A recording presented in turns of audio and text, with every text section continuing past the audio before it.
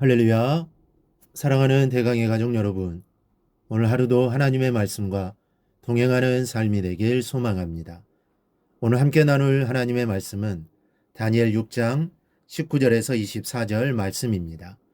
이튿날에 왕이 새벽에 일어나 급히 사자굴로 가서 다니엘이 든 굴에 가까이 이르러서 슬피 소리질러 다니엘에게 묻되, 살아계신 하나님의 종 다니엘아, 내가 항상 섬기는 내 하나님이 사자들에게서 능히 너를 구원하셨느냐 아니라, 다니엘이 왕에게 아뢰되, 왕이여 원하건대 왕은 만수무강하옵소서. 나의 하나님이 이미 그의 천사를 보내어 사자들의 입을 봉하셨으므로 사자들이 나를 상해하지 못하였사오니, 이는 나의 무죄함이 그 앞에 명백함이 오며, 또 왕이여 나는 왕에게도 해를 끼치지 아니하였나이다 아니라, 왕이 심히 기뻐서 명하여 다니엘을 굴에서 올리라 하매, 그들이 다니엘을 굴에서 올린즉 그의 몸이 조금도 상하지 아니하였으니 이는 그가 자기 하나님을 믿음이었더라. 왕이 말하여 다니엘을 참소한 사람들을 끌어오게 하고 그들을 그들의 처자들과 함께 사자굴에 던져넣게 하였더니, 그들이 굴 바닥에 닿기도 전에 사자들이 곧 그들을 움켜서 그 뼈까지도 부서뜨렸더라. 아멘. 오늘은 인생 대역전 드라마가 펼쳐지고 있습니다. 어느 누구도 상상하지 못했던 일들입니다. 왕도 다니엘을 포함했던 신하들도 상상할 수 없었던 일이 일어나게 됩니다. 하나님이 그렇게 하신 것입니다.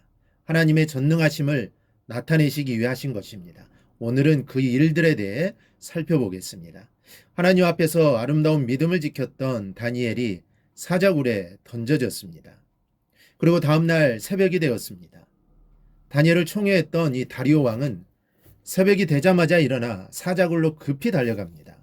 19절에 보니 이튿날에 왕이 새벽에 일어나 급히 사자굴로 가서라고 했습니다.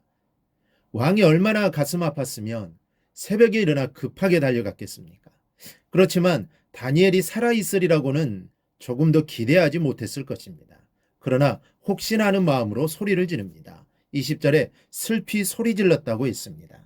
슬픔에 가득 찬 목소리로, 살아계시는 하나님의 종 다니엘아, 내가 항상 섬기는 내 하나님이 사자들에게서 능히 너를 구원하셨느냐 하고 불러보게 됩니다.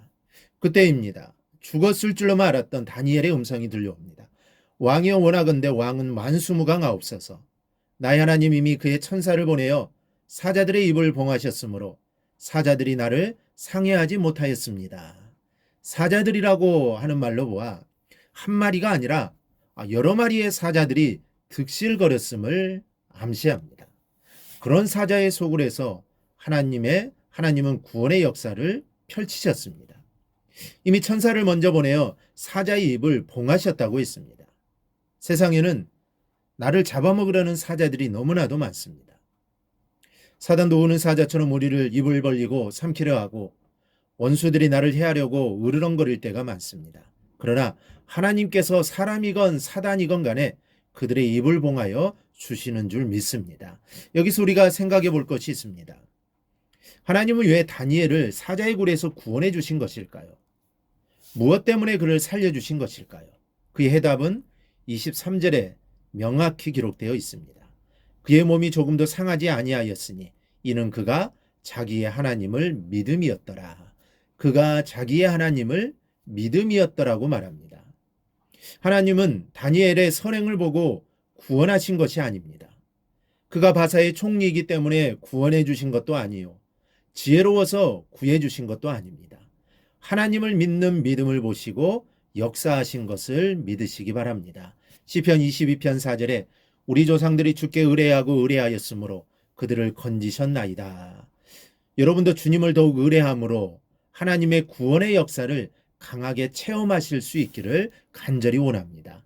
또 하나, 우리는 오늘 본문에서 공의로우신 하나님의 모습을 발견할 수 있습니다.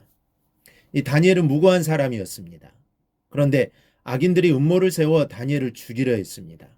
그러나 하나님은 의로운 사람을 살리셨을 뿐 아니라 악인들을 향해 무서운 심판을 가하셨습니다. 24절을 보면 왕이 말하여 다니엘을 참소한 사람들을 끌어오게 하고 그들을 그들의 처자들과 함께 사자굴에 던져넣게 하였더니 그들이 굴 바닥에 닿기도 전에 사자들이 곧 그들을 움켜서 그 뼈까지도 부서뜨렸더라. 하나님은 다리오 왕을 통해 악인들을 심판하셨습니다. 그들의 처와 자식들까지 사자굴에 던져버리셨습니다. 사자들이 그들의 뼈까지 부서뜨렸다고 했습니다. 우리 사랑하는 성도 여러분, 하나님은 하나님을 믿는 자에게 구원을 베푸시는 분이요 원수들을 물리쳐 주시는 분인 줄 믿습니다. 다니엘에게 베풀어졌던 구원의 역사가 여러분의 인생에서도 그대로 이루어질 줄 믿습니다. 여호와를 의뢰하는 자는 구원을 얻을 것입니다.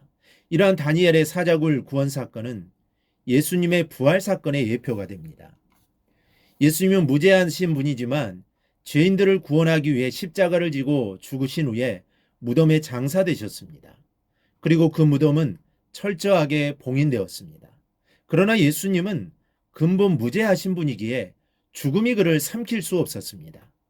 결국 사망은 주님을 얽어맬 수 없었고 의로우신 주님은 무덤에서 부활하심으로 말미암아 자신의 죽음이 대속의 죽음이요 당신 자신은 무죄하신 분임을 만천하에 입증해 보이신 것입니다. 그런데 우리가 여기서 기억해야 아주 중요한 사실은 예수님뿐만 아니라 그의 의를 힘입는 우리 성도들도 장차 무죄한 자로 판명되고 의로운 자로 인정을 받게 될 것이라는 사실입니다. 성도들은 다른 여느 사람과 마찬가지로 장사되어 무덤에 들어갈 것입니다. 그러나 우리 성도들은 주님께 사망 권세를 깨치시고 무덤을 열고 살아나오신 것처럼 장차 무덤에서 나와 부활 생명을 얻음으로 그 무죄함, 그 의로움을 인정받게 될 것입니다. 이에 대한 확신을 가진 성도들은 죽음조차도 두려워하지 않으며 악의 권세에 굴복하지도 않을 것입니다. 오직 그리스도의 의를 힘입어 어떤 어려움 속에서도 어떤 위기가 닥쳐와도 우리는 의롭고 선한 삶을 살아갈 것입니다. 바로 우리가 이러한 삶을 살 수 있는 존재임을 기억하고 늘 주님만 붙잡고 세상에서 승리할 수 있기를 주님의 이름으로 축원합니다. 오늘 묵상한 말씀을 굳게 잡고 삶으로 실천하며 살아내는 대강의 모든 성도들이 되기를 축복합니다.